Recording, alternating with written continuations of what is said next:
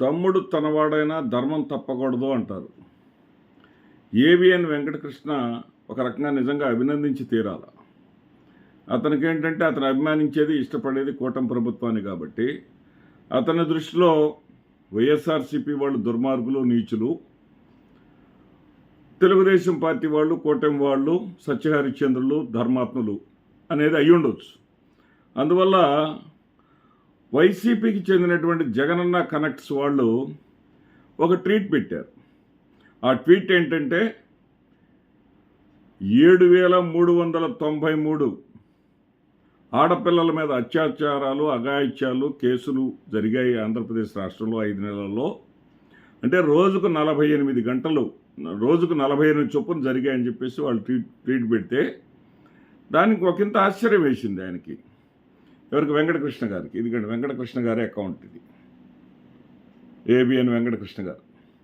ఆయన అదే దాన్ని ఫోటోని తీసి మనల్ని ప్రశ్నలు సంధించాడు.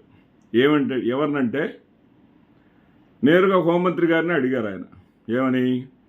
ఇది నిజమేనా హోంమంత్రి అనిత గారు, డిప్యూటీ సీఎం పవన్ కళ్యాణ్ గారు? నిజమే అయితే చాలా అన్యాయం కదండి. ఒకవేళ నిజం కాకపోతే ఈ ప్రచారం మరీ పెద్ద అన్యాయం కదండి. స్పందించండి, మాటలతోనో చేతలతోనో. థ్యాంక్ యూ అండి. అంటే ఈయన ఉద్దేశం ఏంటంటే ఇదంతా పూర్తి అసత్యం అయి ఉంటుంది.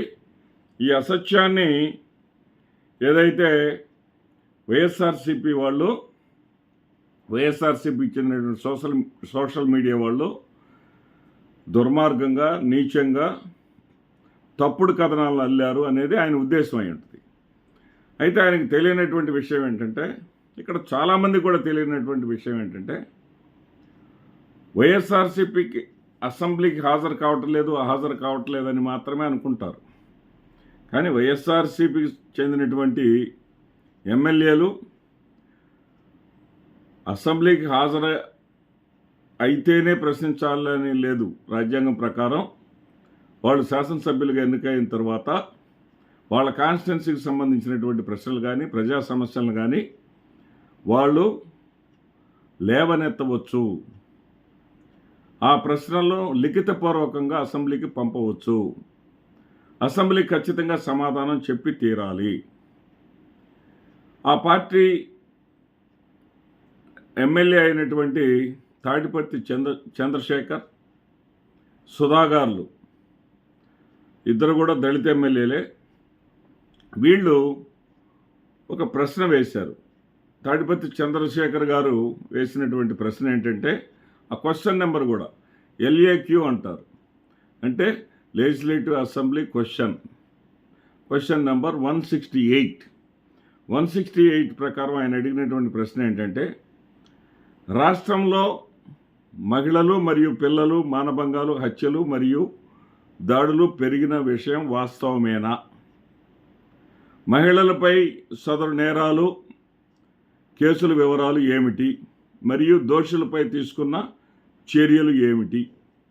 మహిళల రక్షణకు ప్రభుత్వం తీసుకుంటున్న చర్యలు పూర్తి వివరాలు ఏమిటి? ఇది ప్రశ్న. ఈ ప్రశ్నకు సమాధానంగా వారే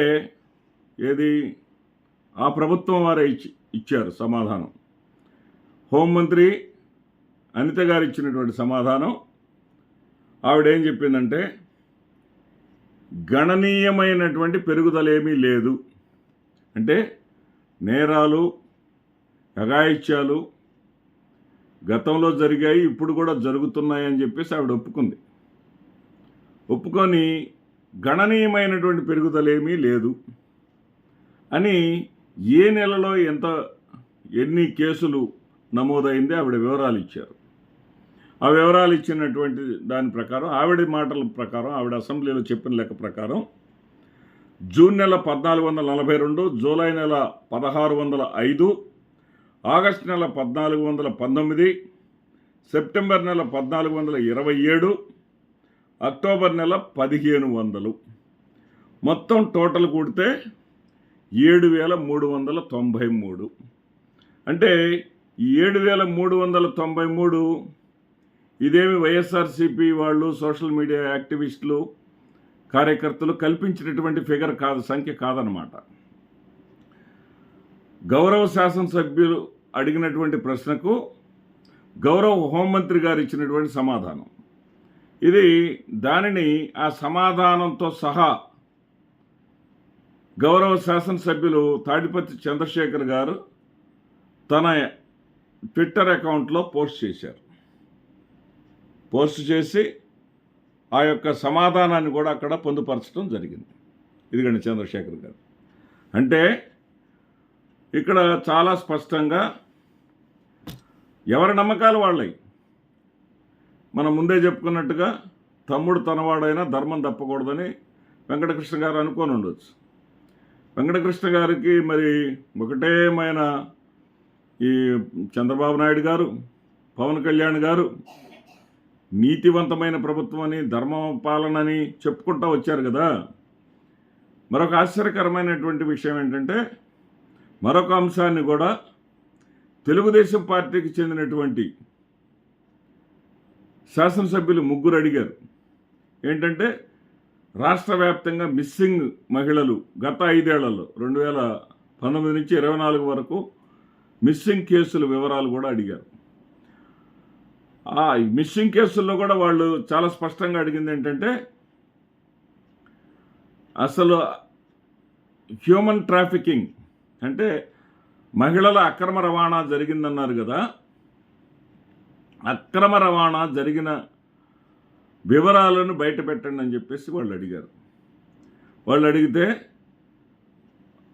మేడం ఏం చెప్పారంటే, ఈ 5 ఏళ్లలో 78,000 మిస్సింగ్ కేసులు నమోదైనాయి, 54,000 ట్రేస్ అవుట్ అయినాయి. అంటే తెలుగుదేశం పార్టీ వాళ్ళకి పనికొచ్చే విధంగా ఇంకా ట్రేస్ అవుట్ కావాల్సిన 24,000 ఉన్నాయి అనే విధంగా అర్థం వచ్చే విధంగా సమాధానం చెప్పారు హోంమంత్రి గారు. అయితే